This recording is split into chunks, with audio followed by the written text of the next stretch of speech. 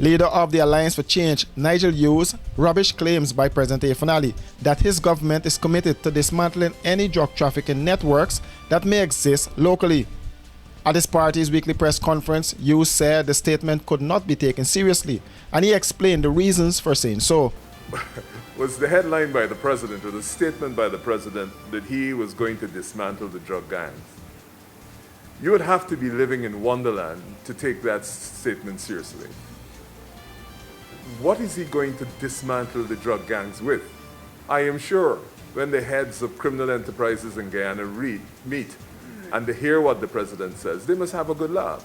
Because the president has not been able to dismantle anything looking like a drug gang unless the United States of America provides assistance. We've had 2 submarines here and almost $250 million worth of narcotics found in this country. And none of this was detected as a result of any domestic law enforcement agency.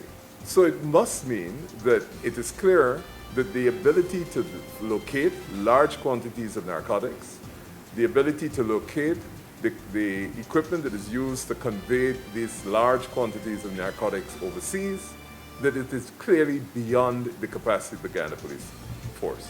So for the president to suggest that somehow he's going to go after the drug gangs, if he can't even find the drugs, what is he going after the drug gangs with? The president couldn't seriously expect the people of this country to take him anything remotely close to seriously when he's saying that. According to Hughes, there appears to be a continued eradication of trust and confidence in the Guyana police force. There clearly is a suggestion that a relative of a high-ranking police officer had over $500 million in her account, and she's connected to a police officer. Nothing has come of it. In relation to the shooting outside of Palm Court, the Fagunda shooting, which must be now a year and a half old, 100 yards away from the president's residence, there has been absolutely no progress in relation to that. So, insofar as the capacity of the Guyana police force is concerned to solve anything looking like a major crime, they clearly have demonstrated that they do not possess the capacity. In relation to the Orrin Boston matter, Boston got shot in his bed next to his wife. They've charged a man with having shot him.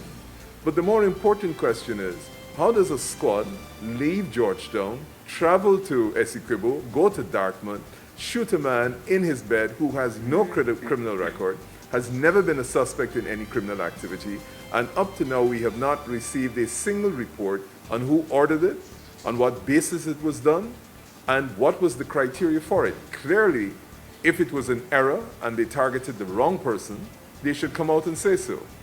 If this was something other than an error, then there ought to have been an investigation which disclosed what led to this special squad leaving Georgetown.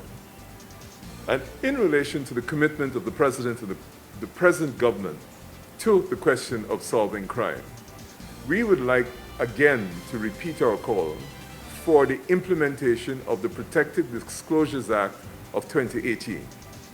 That act was intended to establish a commission to which various persons can make special protected disclosures, whistleblowing as it's commonly called, since 2018. That was passed during the previous administration.